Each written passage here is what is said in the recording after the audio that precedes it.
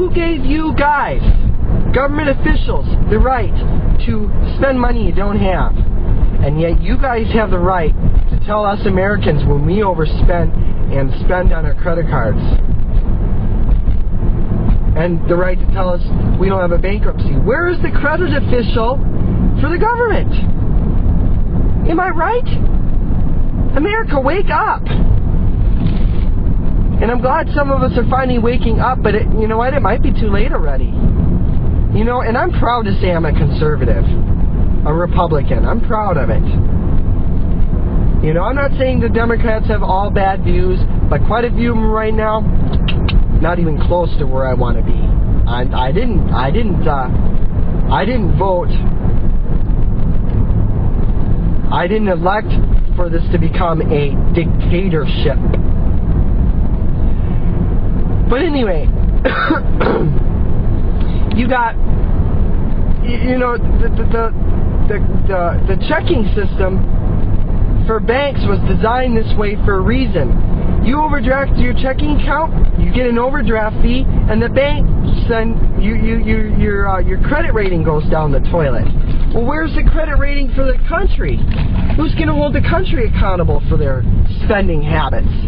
Just because you have the printers doesn't mean you can keep printing money and the stuff keeps staying the same value. No, our money has gone down 90 cents. I just heard on K-Talk today. 90 cents.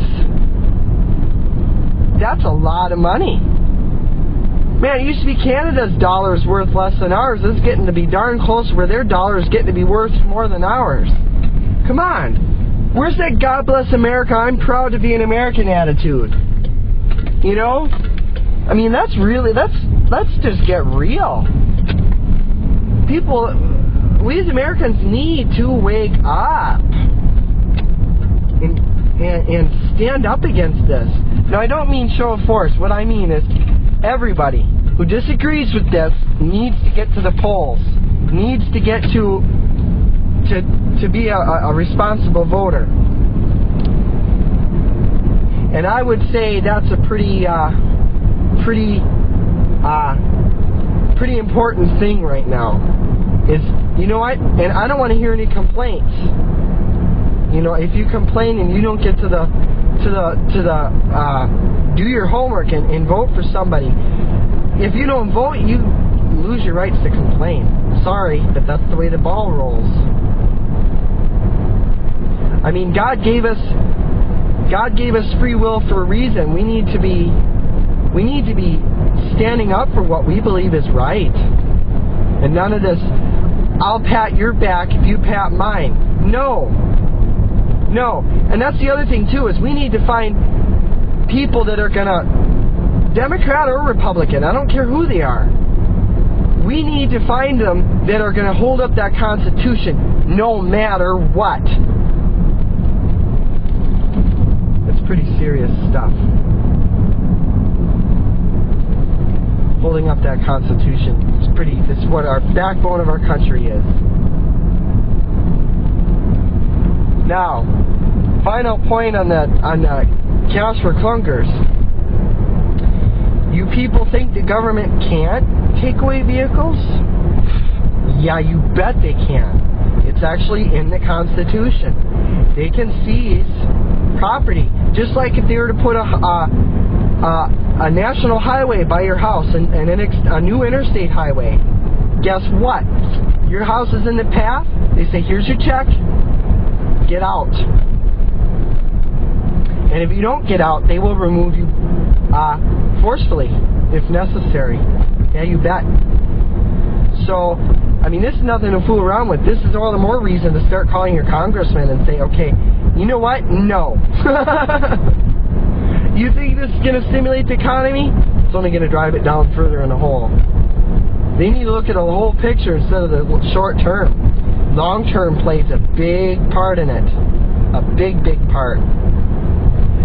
Like I say, if we can't learn from our history, we're in big trouble. And you know what? They're saying polls now that most people show buyer's remorse who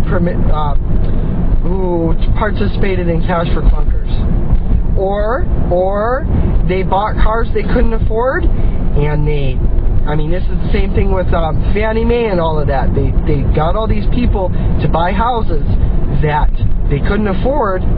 Well, now all of a sudden we've got all these foreclosures. Well, the same thing, we got repossessions of vehicles.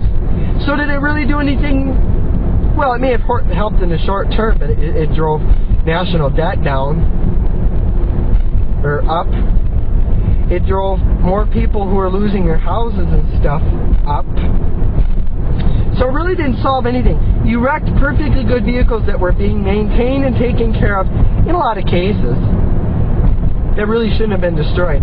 I saw Audis, I saw Mercedes, I saw Land Rovers.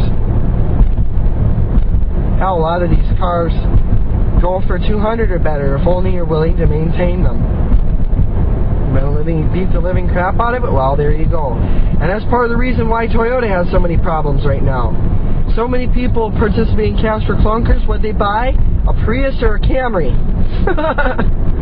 So there's part of Toyota's problem right there in America right now, and why there's so many recalls and all of this nut stuff.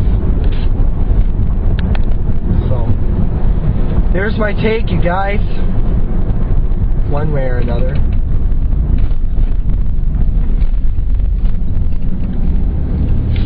Anyway, I'm going to start looking for a new car just in case this goes down. I don't think it will, but I need to get myself in a position. I guess if the government wills it, I'm going to have to take it.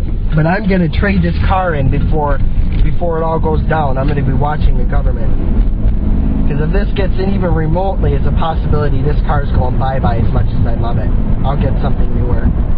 I'll have to get something 2000 or better. Which means I'm tied to another payment for 10 years. But does the government really care? No. They just want what they want regardless. Well, now it's time to change that, people. This November, get to your voting places. Vote. Very, very, very important. That's all I gotta say. Really. Have a good day, guys.